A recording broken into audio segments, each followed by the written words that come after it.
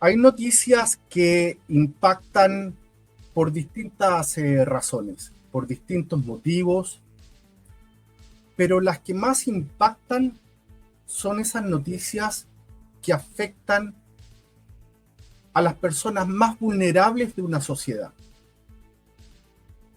Cuando empezamos a conocer el tema de las fundaciones, nunca pensamos, nunca dimensionamos hasta dónde se podía llegar.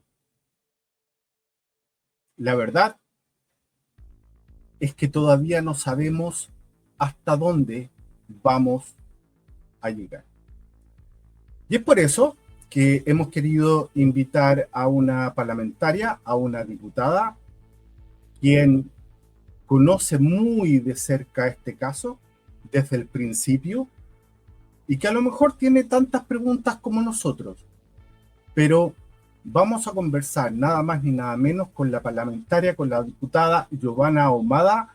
Diputada, ¿cómo está? Muy buenas tardes, gracias por venir a esta entrevista en El Monedero Lleno. Muchas gracias por la invitación.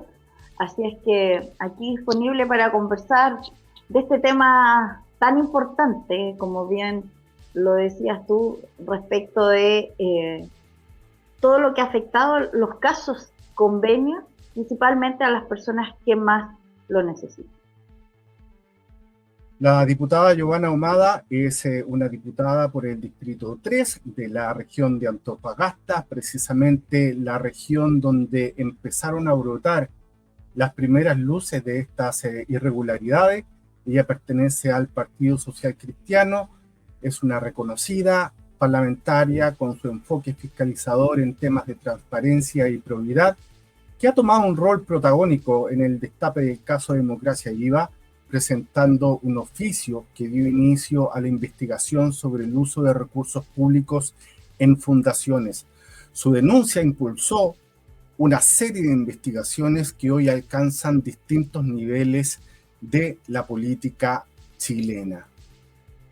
Diputada, usted ha sido clave en la revelación de lo que hoy se conoce como el caso Democracia Viva, una investigación que ha desencadenado una serie de interrogantes sobre el uso de recursos públicos en fundaciones. ¿Cómo se inició este proceso de fiscalización y qué elementos le hicieron sospechar de irregularidades? Bueno, yo siempre recuerdo cómo parte todo este proceso.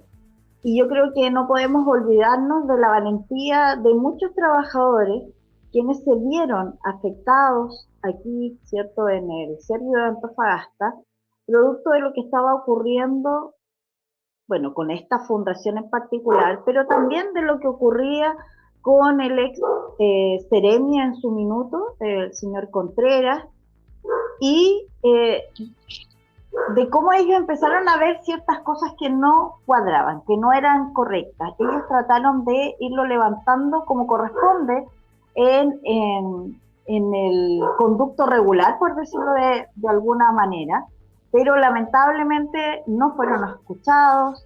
En ese minuto, de acuerdo a los WhatsApp que yo recibí y también respaldos de correos y cómo estaba articulada este triángulo, por decirlo de alguna manera, entre quién era en ese minuto el Ceremi y quién fue ex jefe de gabinete de la diputada Pérez, y también quién era el representante de Democracia Viva en su minuto, era la pareja, ¿cierto?, el señor Andrade, de la diputada Pérez, y donde además se hacía saber de alguna manera entre los trabajadores esta protección o esta suerte de poder, digamos, que tenía el ex Ceremi, por lo cual también se jactaba de esta relación, cercanía, digamos, y que lo hacía intocable. Eso es la primera parte de cómo parte todo esto en caso de convenios. A mí me llega un WhatsApp con información que trataron de hacer llegar a medios, a través de también de algunas publicaciones, pero tratando de que alguien los considerara, porque ellos estaban levantando la alerta de que habían situaciones irregulares. Mucho les llamaba la atención de la forma de la entrega de los recursos, 460 millones de pesos, que muy rápidamente, prácticamente en 3 meses, se habían entregado sin ningún problema. Entonces, todas esas cosas llaman la atención. Habían problemas de implementación de programas, de proyectos. Entonces, claro, a uno le llegan comentarios en algún minuto aislados, pero después cuando tú los unes, entonces acá te hace sentido todo. Yo en ese minuto tomo la información que me llega, que como digo era bastante contundente, por lo cual tomamos la decisión de enviar este oficio para poder conocer y justamente por la información que teníamos hicimos preguntas muy específicas y claras para poder recabar esa información y comenzar a hacer seguimiento a lo que estaba ocurriendo efectivamente con el caso de Democracia Viva y quienes estaban en ese minuto involucrados.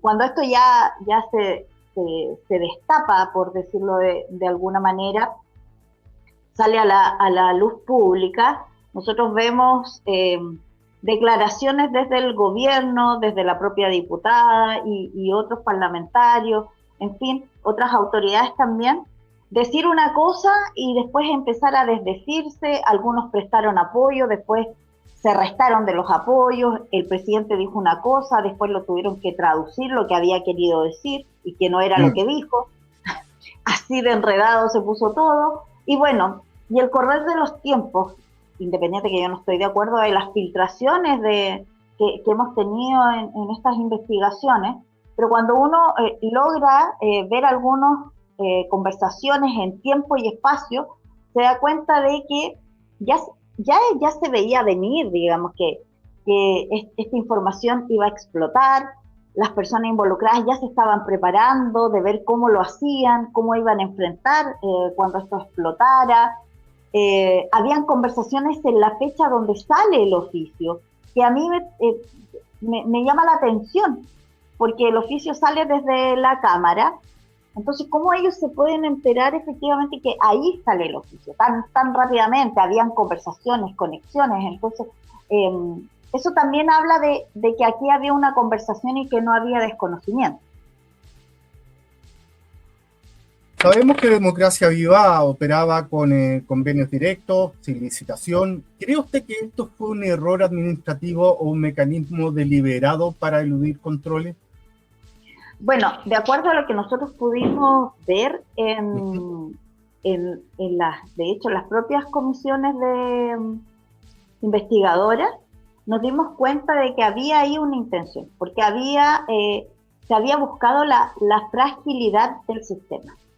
Se había buscado la fragilidad del sistema, entonces para poder entregar de manera directa recursos, sin pasar por la toma de razón de la Contraloría, porque se parcializaba la entrega de los recursos, y obviamente había ahí una suerte como de entrega de recursos a personas conocidas o a fundaciones que no tenían expertise, que no tenían experiencia, que no tenían ningún conocimiento de lo que se les estaba, para el cual se estaban adjudicando estos recursos.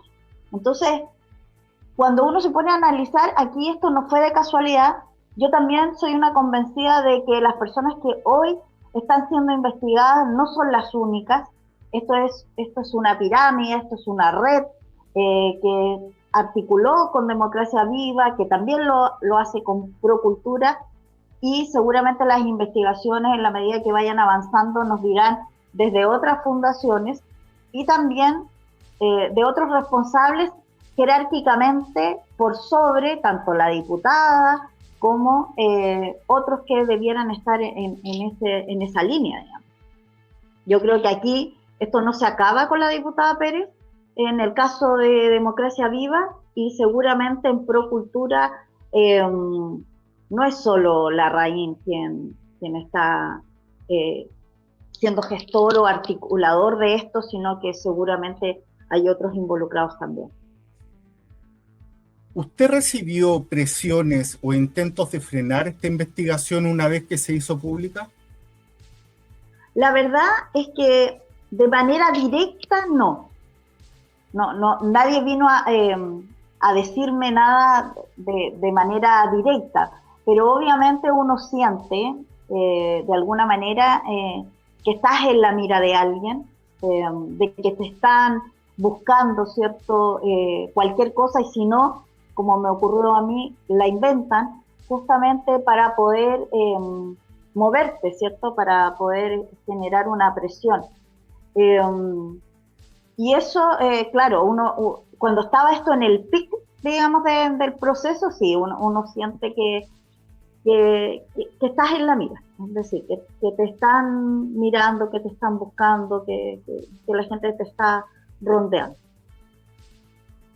La relación entre Catalina Pérez y Daniel Andrade ha sido cuestionada profundamente. ¿Considera usted que incluso puede existir un tema de tráfico de influencias para facilitar estos convenios? La verdad es que en ese sentido, yo creo que hay cosas que uno no puede entender, y obviamente acá la investigación dirá la responsabilidad o no que tenga entre, yo siempre lo he dicho, entre la acción o la omisión de esto, pero hay cosas que son muy obvias. ¿En qué sentido? Es muy extraño que ella no supiera nada por esta cercanía y confianza que había entre los involucrados. Su ex Mm. jefe de gabinete, su pareja, eh, ella siendo muy activa y muy presente políticamente y como una persona representante también de no solo de su partido, sino que también del gobierno, por lo cual tenía un peso, cierto, político, regional. Eh, entonces es muy raro que pudieras separar tanto que no conversaras de lo que estaba Mm. ocurriendo. Es muy extraño. Ella además trabajaba acá directamente con muchos campamentos, la gente la conoce, la ubica, entonces no es que ella trabajara con las personas de la pesca y su marido o su pareja estuviera relacionado con cosas de vivienda, no era eso. Y en su opinión, ¿la participación de ambos en Democracia Viva responde a un aprovechamiento de sus posiciones políticas?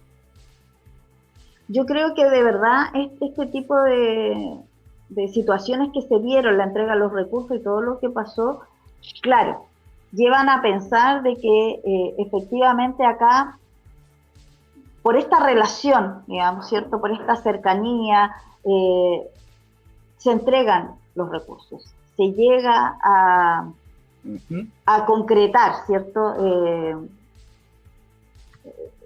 Es como imposible pensar que esto no estuviera, todo esto no tuviera una Urdido, relación, claro, ¿cierto? premeditado, ¿Cómo? urdido, premeditado.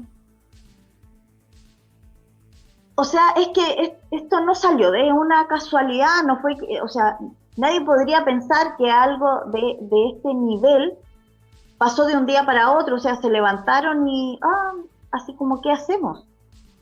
No creo que haya sido tan así. Estamos hablando de millones de pesos, donde había que ser parte de un proceso, donde, o sea, esto no es tan simple. Por lo cual, obviamente acá esto se pensó, se articuló, como se dijo también en la investigación acá, lo dijo también en ese minuto el Contralor, acá hubo un modus operandi. O sea, se vieron las fragilidades del sistema, ataquemos por ahí, así podemos lograr la entrega de los recursos de manera directa, sin ser cuestionada, y vamos avanzando porque no importa si la fundación tiene experiencia o no importa si la fundación tiene expertise o no, como que nada importaba, sino que se podía hacer de esta y otra manera, y así fue como se repitió y lo vimos no solo en Antofagasta, no solo con el Serviu, sino que también con el gobierno regional en varias regiones del país, y hoy día tenemos todo este escándalo de fundaciones.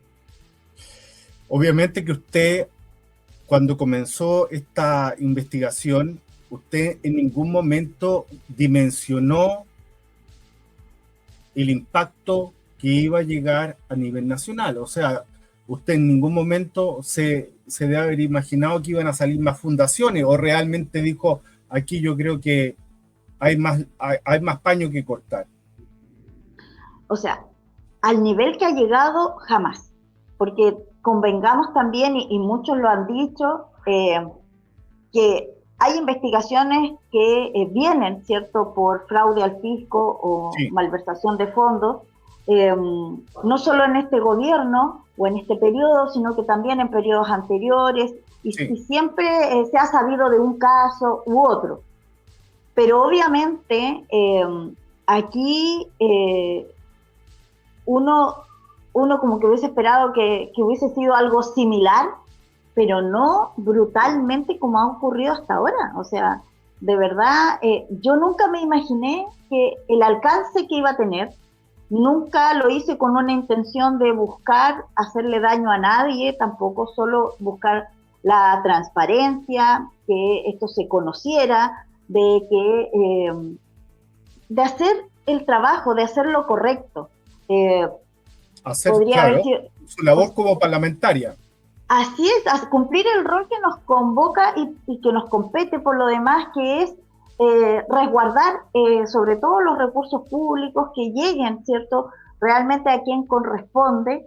Y porque a mí también me lo han dicho así, Ujú. si es que había una intención, mira, era la diputada Pérez, tú fuiste. No, la verdad es que no. Y si hubiese sido otra, yo estoy segura, si hubiese sido otra diputada, bajo otras condiciones, seguramente me hubiese aprovechado políticamente de eso. Y no lo hice de esa manera. Yo creo que lo que hice yo era lo correcto, era seguir el proceso, utilizar mis atribuciones, buscar efectivamente el fondo de lo que estaba ocurriendo, de la verdad que había ahí, y hacer mi trabajo. Y yo creo que eso es lo que yo tenía como foco. Nunca me imaginé los alcances, nunca me imaginé los niveles de red que habían acá, de cómo se estaba esto replicando, eh, y que esto en realidad era mucho más de lo que nosotros estábamos viendo en Democracia Viva acá en Antofagasta, sino que era una fórmula que se venía aplicando y que estaba generando un fraude al fisco en muchas arcas fiscales en nuestro país, y eso es grave, gravísimo, vergonzoso y muy repudiable por lo demás, porque lo que más buscamos es la buena administración de los recursos para que se transformen en beneficios. Y fue algo que incluso yo se lo dije al ministro Marcel cuando estábamos viendo la reforma tributaria. Yo le dije, ¿sabe, ministro? Y yo siempre lo digo porque él sabe, y se lo he dicho más de una vez, más que este gobierno de turno, yo creo que como Estado de Chile tenemos dos grandes debilidades que nos hacen mucho daño y lo han hecho durante mucho tiempo. Somos muy malos fiscalizadores y pésimos administradores.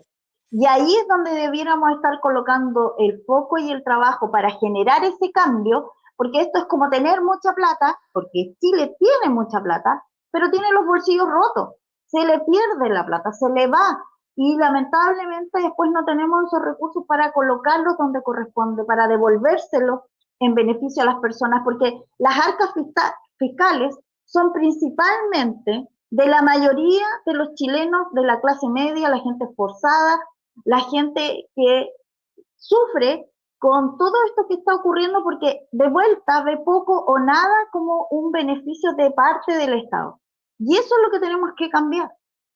Y en eso eh, creo que hay que enfocarse cuando uno trae propuestas de política pública. Lo primero es que hay que partir, como digo yo, arreglando, ¿cierto?, estos bolsillos rotos para empezar a generar la recaudación real para poderla entregar como beneficio a todos los chilenos.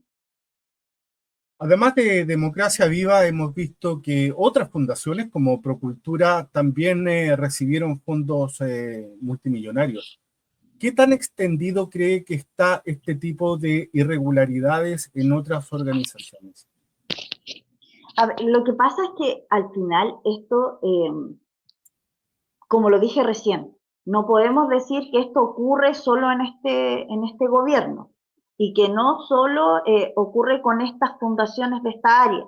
sino que al parecer han ocurrido bajo otros gobiernos y desde otras maneras o desde otros lugares. Yo hace muy poco también oficié a Contraloría a la Contralora en particular, para que se pronuncie por un caso de la Dirección de Obras Públicas de la Municipalidad en el año 2018, quien tuvo una denuncia por millonarios recursos también entregados. Acá es conocido el caso de las cajas Express, que también está siendo investigado, que también fueron millonarios recursos entregados a empresas que se crearon tan rápidamente producto del COVID. Algunos pueden decir, bueno, era la situación y eran empresas que no tenían ese rubro y tuvieron que cambiarse para poder generar un trabajo, digamos, en ese minuto.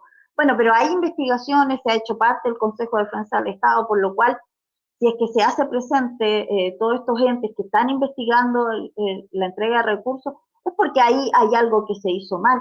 Y así uno suma y sigue, porque la pregunta es que efectivamente esto ocurre lamentablemente y es ahí donde tenemos que atacar, que, que no se preste, digamos, la creación de algunas eh, organizaciones, fundaciones o pymes, los famosos multiroot, que también se utilizan para hacer este tipo de defraudaciones.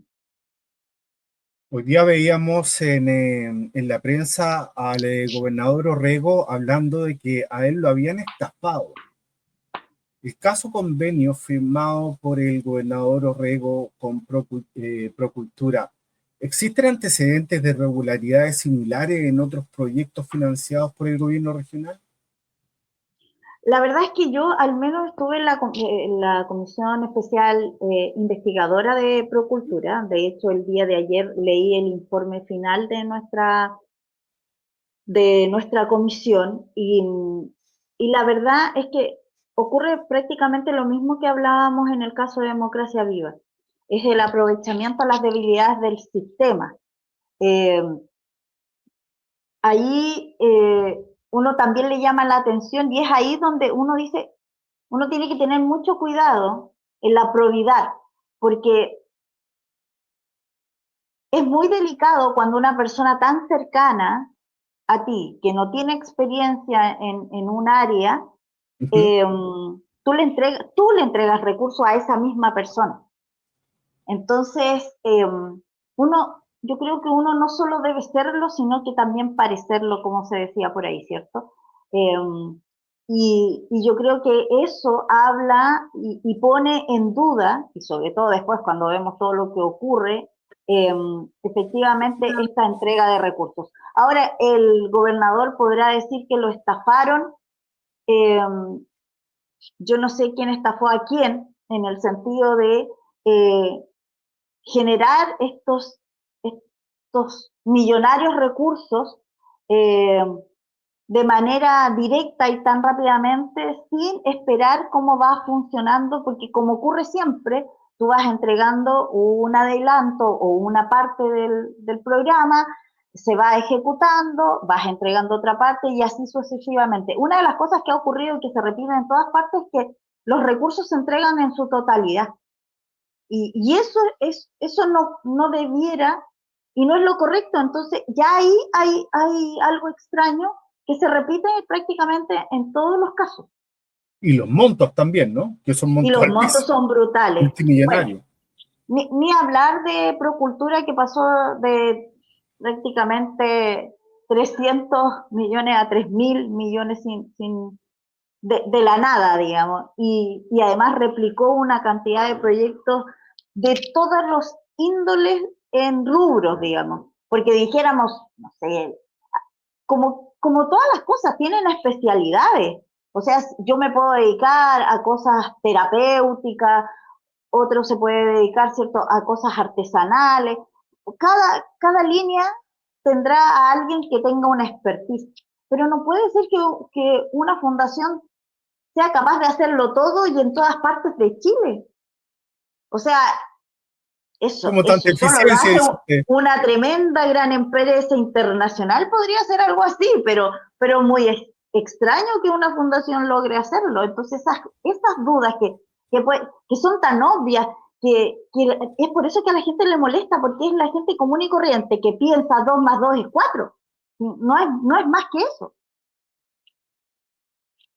Me gustaría, me gustaría hablar el tema de Giorgio Jackson. Sabemos que es un actor muy importante desde el movimiento estudiantil, aliado del presidente, amigo personal del presidente, también de Camila Vallejo. Eh, Sobre Giorgio Jackson, ¿cree que hubo un intento deliberado de facilitar estos fondos desde el Ministerio de Desarrollo Social? Lo que pasa es que yo creo que hay un análisis eh, o una responsabilidad un poco menos directa, por decirlo de alguna manera, ya que los recursos propiamente tal se entregan a través de otras vías. Pero obviamente lo que a uno le llama la atención son los cargos de confianza donde está quien puede proponer, ¿cierto?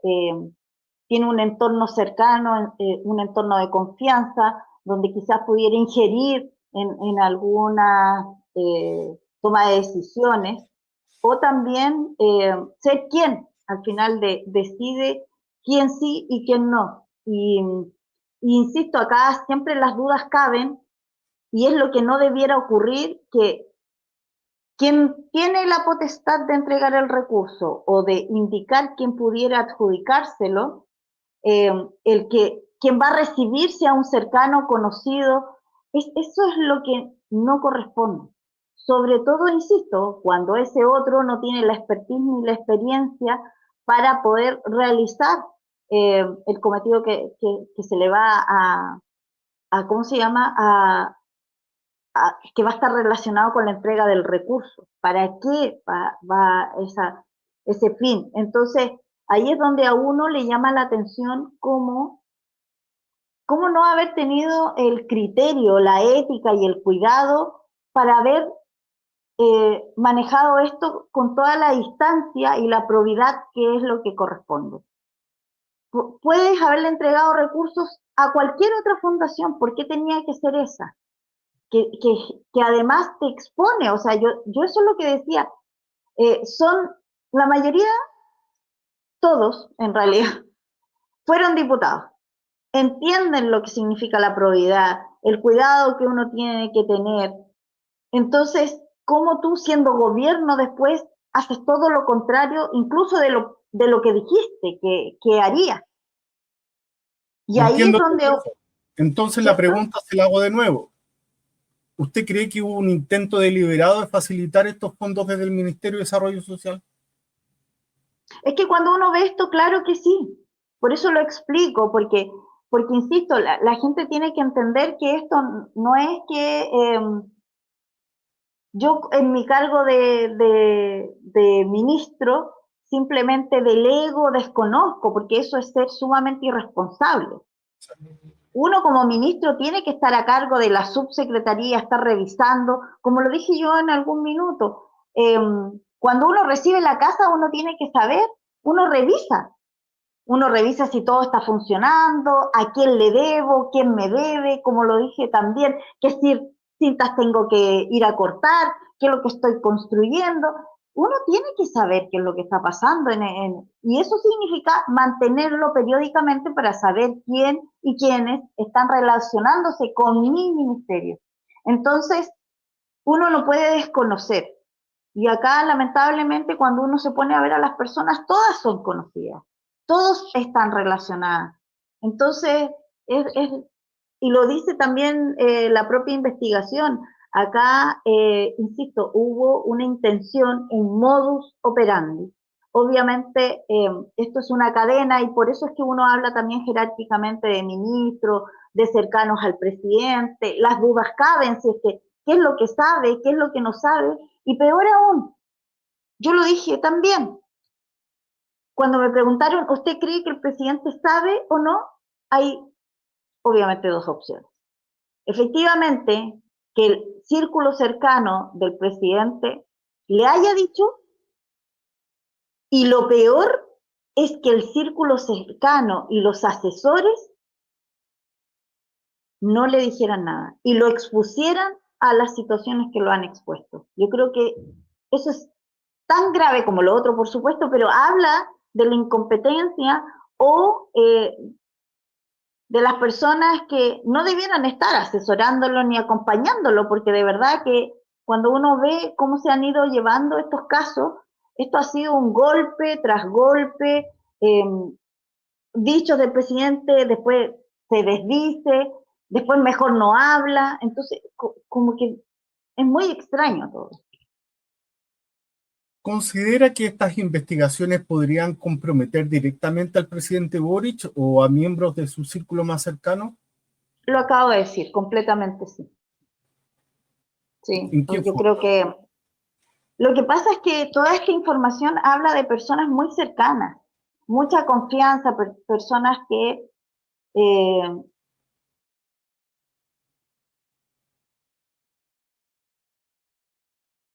Diputada, ay sí, algo pasó, como que se desconectó. Sí, le efectivamente escucho digo, perfectamente. ya, perfecto. Eh, digo que sí, porque todas estas personas son personas cercanas. Y nos hemos dado cuenta, por ejemplo, de Miguel Crispi, que dice en un principio que tenía un rumor, después nos enteramos que era mucho más que un rumor, eso quiere decir que él siendo el jefe de los asesores del segundo piso, mano derecha, cercana al presidente, no le dijo algo se viene, está pasando, eh, metieron la pata, no sé, nada. Es, esas dudas son las que uno no las puede creer. Uno no puede creer que no supiera nada de nada. ¿Cómo nadie le iba a decir? Y si nadie le dijo, lo encuentro brutal, brutal, porque es exponer al presidente de la República a estar en el borde de la cornisa. ¿Cree que esto podría abrir la puerta a una investigación más amplia sobre el financiamiento irregular de las campañas políticas? Bueno, yo creo que eso es lo que todos queremos. Acá debiera investigarse siempre la entrega de recursos como pagos de favores políticos post campañas.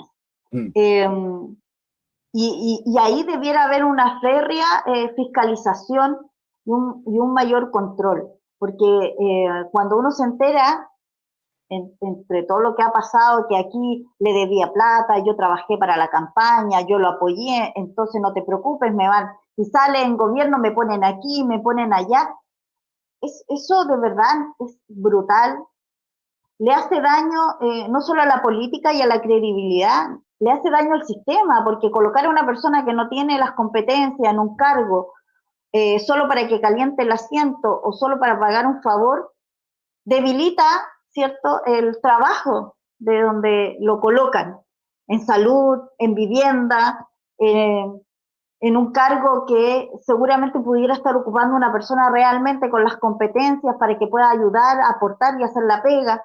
Entonces yo creo que sí, completamente, y creo que debiera hacerse, y espero que alguno de los gobiernos que llegue sea capaz de hacerlo porque lo necesitamos, no podemos seguir así, lo dije recién, tenemos un problema de administración y fiscalización de los recursos públicos, y esto también es una mala práctica que debe terminarse, porque de verdad no podemos seguir a costa de los recursos públicos que, insisto, son para entregar beneficios, para dar respuesta a las necesidades de las personas, estárselas pagando a personas simplemente por un favor político, por una deuda política. Y yo creo que eso es lo que nos tiene también muchas veces en crisis. Eh, crisis de credibilidad, una crisis política y una crisis económica. ¿Cuál cree usted que puede ser el camino para evitar este tipo de situaciones que se repitan? ¿Qué medidas deberían implementarse? ¿O la ley no Bueno, se aplica como debería aplicarse? a ver, yo creo que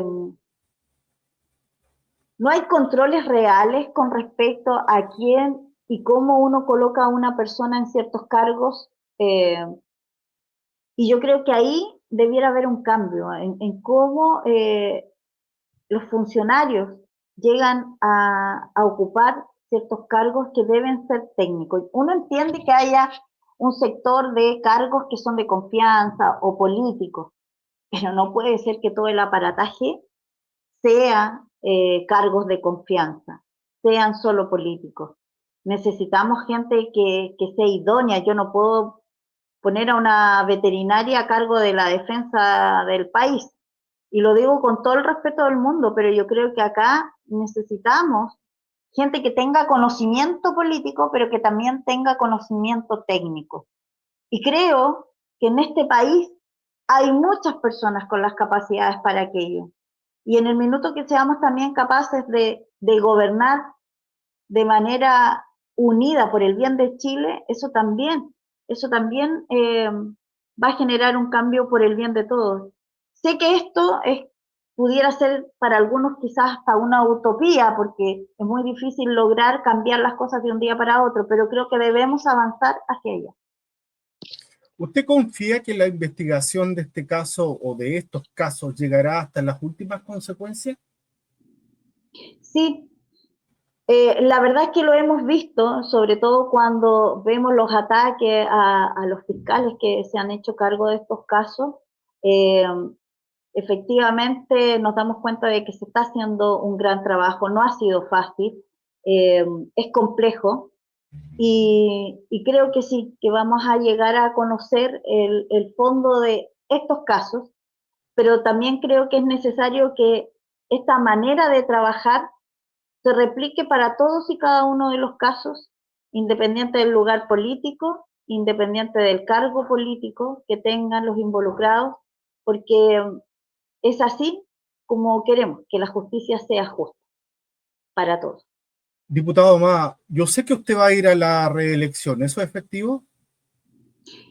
Así es, voy a la reelección como diputada del Partido Social Cristiano aquí en la región de Antofagasta. ¿Qué mensaje le daría a los ciudadanos que hoy ven con desconfianza, obviamente, la gestión de recursos públicos? Bueno, primero que mi trabajo ha sido la buena administración de los recursos públicos.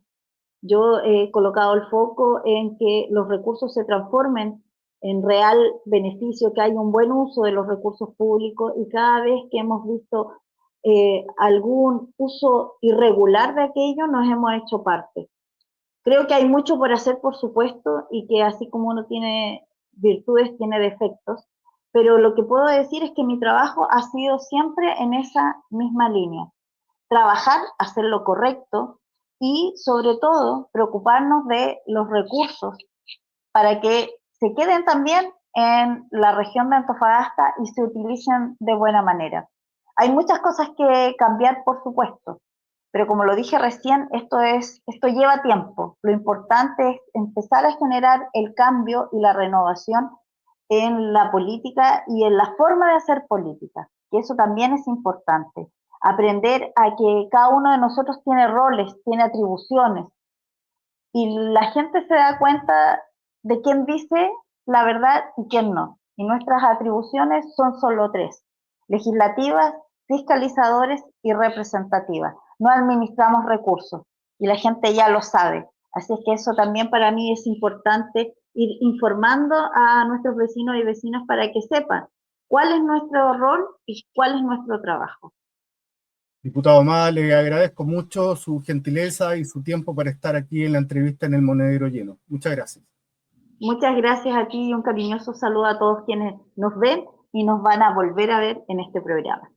Y a todos ustedes los dejo invitados para la próxima entrevista la próxima semana. Muchas gracias.